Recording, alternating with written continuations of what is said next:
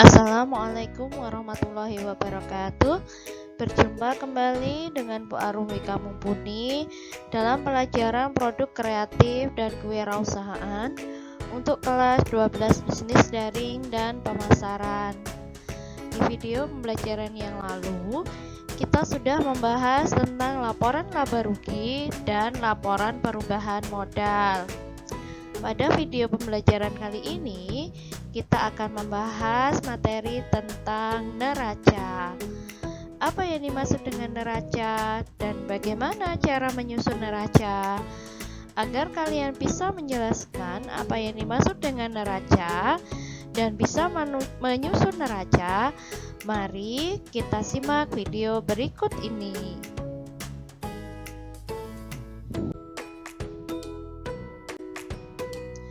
Neraca adalah laporan mengenai harta, utang, dan modal pada suatu saat tertentu yang disusun secara sistematis.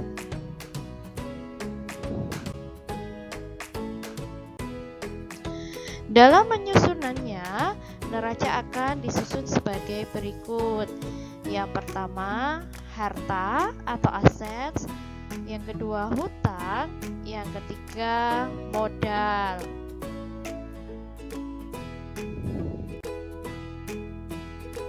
Dikelompokkan menjadi dua, yaitu harta lancar dan harta tidak lancar. Harta lancar terdiri dari uang tunai atau kas, surat berharga, piutang dagang, sediaan atau persediaan barang dagangan. Harta tidak lancar terdiri dari tanah, peralatan, dan gedung.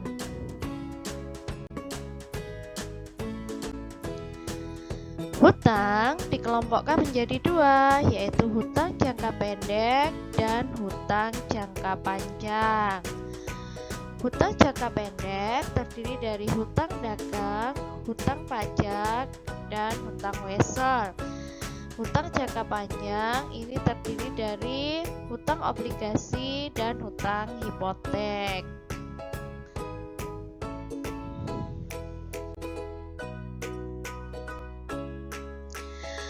Modal adalah selisih antara harta dengan hutang.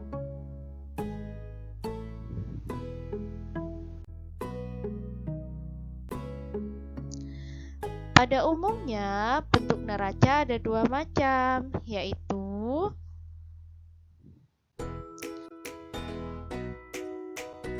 satu, bentuk skontro, dan ini adalah contoh dari neraca yang berbentuk skontro.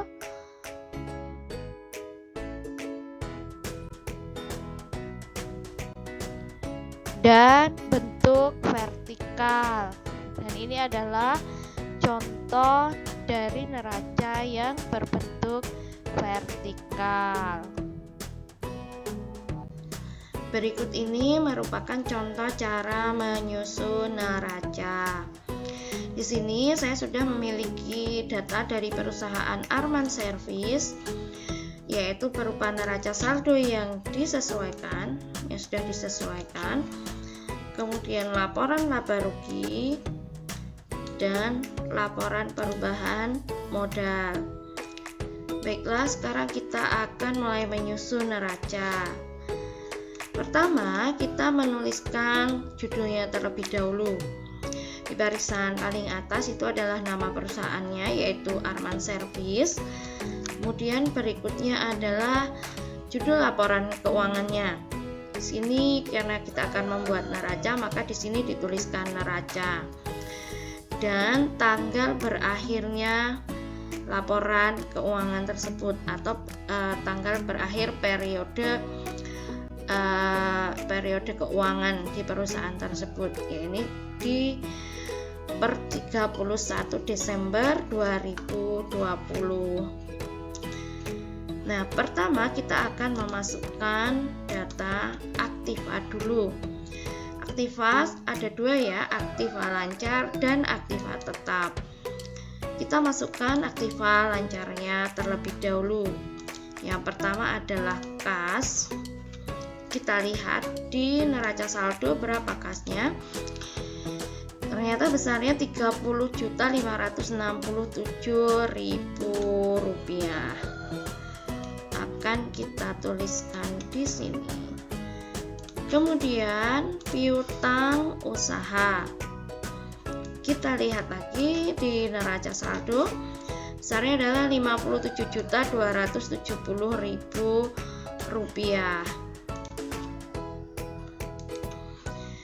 Kemudian kita masukkan cadangan kerugian piutang. Ini sebesar Rp2.863.500. Kita akan masukkan di sini. Nah, ini piutang usaha itu nanti akan dikurangi cadangan kerugian piutang. Hasilnya akan kita tulis di sini. Jadi hasilnya adalah Rp54.606.500. Berikutnya kita masukkan perlengkapan. Perlengkapan di neraca saldo kita lihat besarnya adalah Rp1.250.000. Akan kita tuliskan di sini. Kemudian biaya iklan dibayar di muka. Kita lihat lagi. Besarnya adalah Rp750.000. Jadi pada dasarnya untuk memasukkan angka ini kita semuanya melihat di neraca saldo ya. Kemudian kita masukkan biaya asuransi dibayar di muka. Di neraca saldo besarnya adalah Rp800.000.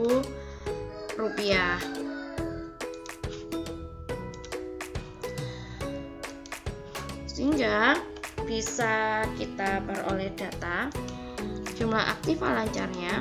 Aktiva lancar ini jumlahnya hasil dari jumlah aktiva lancar itu diperoleh dari penjumlahan dari kas ditambah ini tadi piutang usaha yang dikurangi cadangan kerugian piutang, kemudian ditambah perlengkapan, ditambah dengan biaya iklan dibayar di muka, dan ditambah dengan biaya asuransi dibayar di muka. Hasilnya adalah sebesar Rp87.773.500. Berikutnya kita akan memasukkan data aktiva tetap. Pertama kita masukkan dulu tanah. Kita lihat di sini tanah ternyata besarnya adalah Rp235 juta. Kita masukkan di sini. Kemudian bangunan. Untuk bangunan besarnya adalah Rp180 juta. Kita masukkan di sini. Lalu akumulasi penyusutan bangunan itu sebesar Rp15.200.000. Di sini ada istilah penyusutan bangunan. Di sini bukan berarti bangunannya itu besarnya menyusut atau ukurannya jadi mengecil, tetapi adalah nilai guna bangunan tersebut. Kalau masih baru kan bangunan itu temboknya masih bagus, tiangnya masih kuat dan lain sebagainya.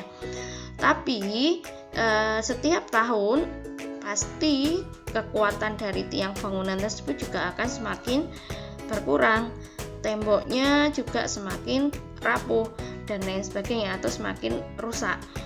Nah, itulah yang dimaksud dengan penyusutan. Di dalam pembuatan laporan keuangan, karena ini berlaku 1 tahun, maka dihitungnya adalah diakumulasikan. Penyusutan bangunannya itu sudah diakumulasikan. Jadi nanti akumulasi ini akan mengurangi nilai bangunan. Jadi dari bangunan ini dikurangi akumulasi penyusutannya. Hasilnya akan kita tulis di sini. Jadi hasilnya Rp164.800.000. Nah, sekarang kita akan memasukkan data peralatan. Ini sebesar Rp86.880.000.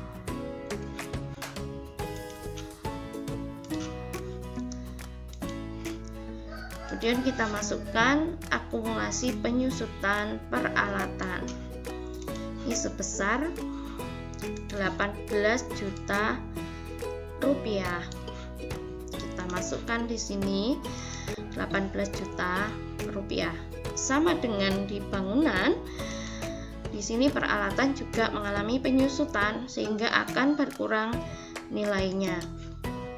Kita akan tuliskan hasilnya di sini, yaitu sebesar Rp68.880.000,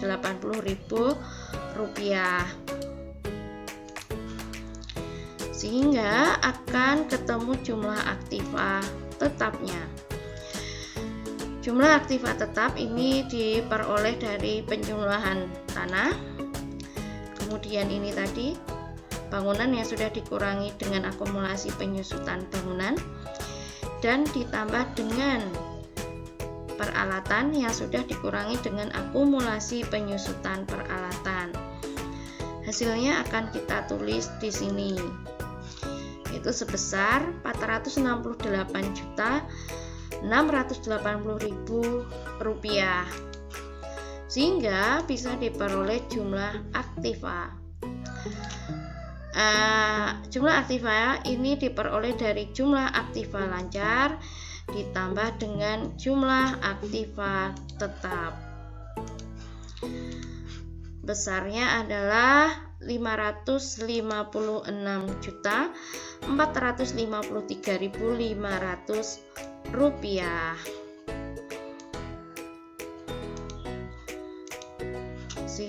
Sekarang kita akan memasukkan data hutang dan modal.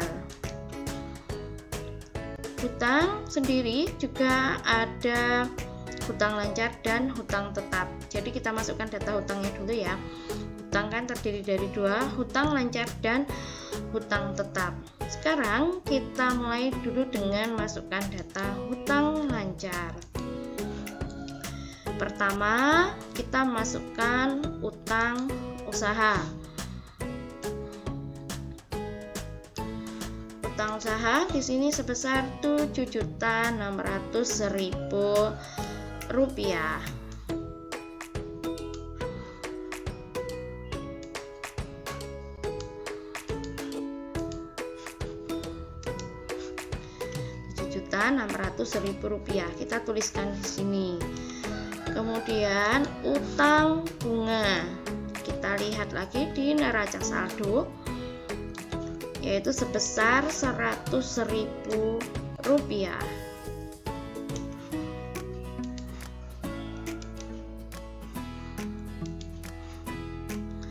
Kemudian utang gaji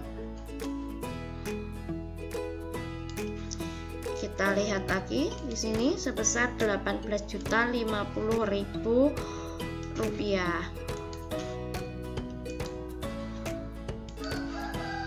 Kemudian utang PPh karyawan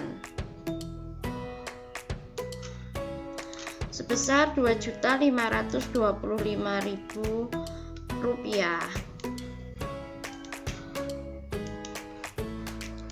Kemudian utang PPh badan.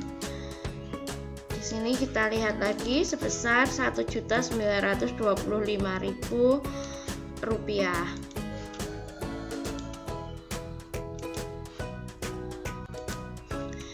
Sehingga akan ketemu jumlah hutang lancarnya. Jumlah hutang lancar ini diperoleh dari utang usaha ditambah utang bunga ditambah utang gaji ditambah utang PPh karyawan dan ditambah utang PPh badan. sehingga akan ketemu hasilnya Rp30.200.000. Sekarang kita masukkan hutang jangka panjang. Hutang jangka panjang yang akan kita masukkan adalah hutang bank. Hutang banknya kita lihat di sini, besarnya adalah 10 juta rupiah.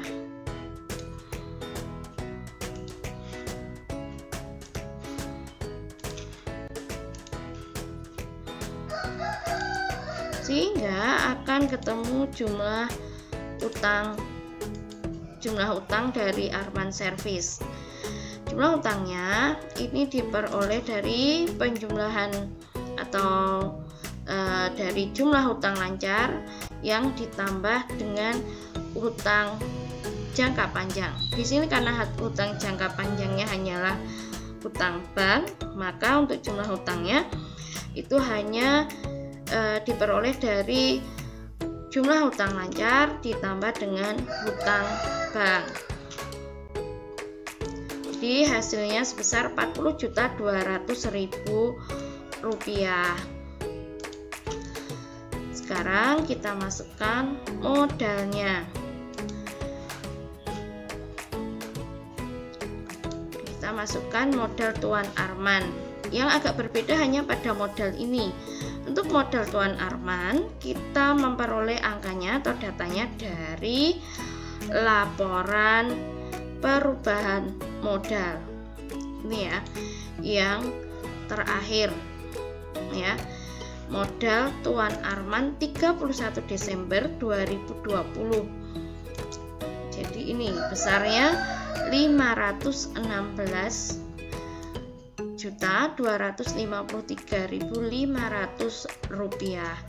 Kita akan tuliskan di sini 516.253.500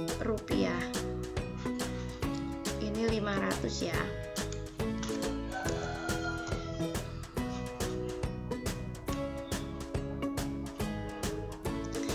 Sehingga jumlah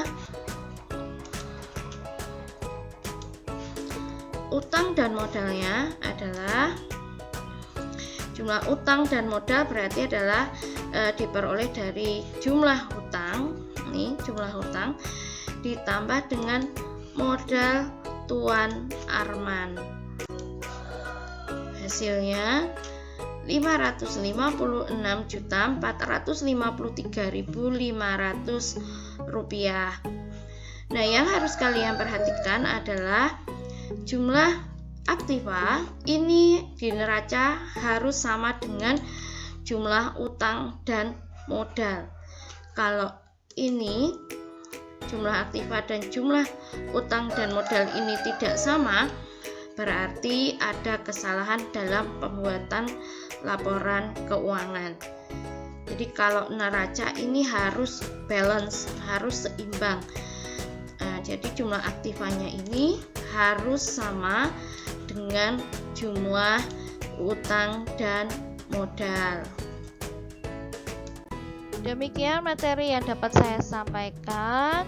Saya yakin kalian pasti sudah memahaminya. Terima kasih atas perhatian kalian. Wassalamualaikum warahmatullahi wabarakatuh.